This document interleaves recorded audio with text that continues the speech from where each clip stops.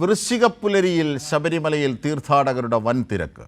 ഇന്നലെ ചുമതലയേറ്റ മേൽശാന്തി ഇ.ഡി. പ്രസാദ് നമ്പൂതിരിയാണ് നട തുറന്നത്. മണ്ഡലകാല പൂജകൾക്കും നെയ്യഭിഷേകത്തിനും തുടക്കമായി.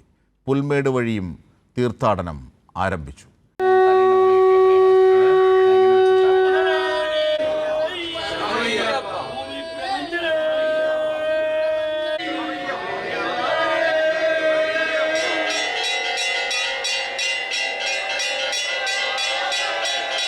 പുലർച്ചെ നട തുറന്നപ്പോൾ മുതൽ തന്നെ തീർത്ഥാടകരുടെ നിരയായിരുന്നു സോപാനത്തും വലിയ നടപ്പന്തലിലും.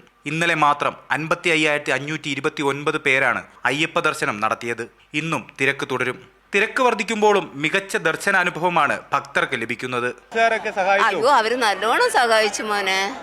കയറി പോവാനും വലിച്ചു കയറ്റാനും എല്ലാം നല്ല സഹായമായിരുന്നു. വരുന്ന വഴിക്ക് ആണെങ്കിൽ അമ്മയ്ക്ക് ആവശ്യത്തിനുള്ള വെള്ളവും ആണെങ്കിൽ വെള്ളമൊക്കെ നല്ല വെള്ളം എല്ലായിടത്തും ഉണ്ട് മോനെ. വെള്ളമൊക്കെ എല്ലായിടും ഉണ്ടായിരുന്നു, അതെല്ലാം കുടിച്ച്. പക്ഷെ രാത്രി 11 മണിക്ക് ഇവിടെ വന്ന് നിൽക്കുന്നത് ശരംകുത്തിയിൽ. പുലർച്ചെ 9-8 മണിക്കാണ് ഇവിടെ എത്തണം. ഭയങ്കര ക്യൂ ആയിരുന്നു, ഭയങ്കര റഷായിരുന്നു. വരുന്ന വഴിക്കുള്ള സൗകര്യങ്ങൾ ഓക്കെ, കുഴപ്പമില്ല. വഴിയിൽ വെള്ളവും കാര്യങ്ങളും ഒക്കെ എല്ലാ കാര്യങ്ങളും കിട്ടുന്നുണ്ടോ? വെള്ളമൊക്കെ കിട്ടുന്നുണ്ട്. തീർത്ഥാടന പാതയിൽ കുടിവെള്ളവും ലഘുഭക്ഷണവും ആരോഗ്യ സേവനങ്ങളും ഉൾപ്പെടെ ഭക്തർക്കായി ദേവസ്വം ബോർഡ് ഉറപ്പുവരുത്തിയിട്ടുണ്ട്.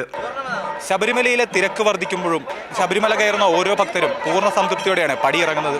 അതിനുള്ള എല്ലാ മുന്നൊരുക്കങ്ങളും സർക്കാരും ദേവസ്വം ബോർഡും ശബരിമലയിൽ സ്വീകരിച്ചു കഴിഞ്ഞു. ക്യാമറാമാൻ ആശ്രയോടൊപ്പം അഖിൽ TS, കൈരളി ന്യൂസ്, സന്നിധാനം.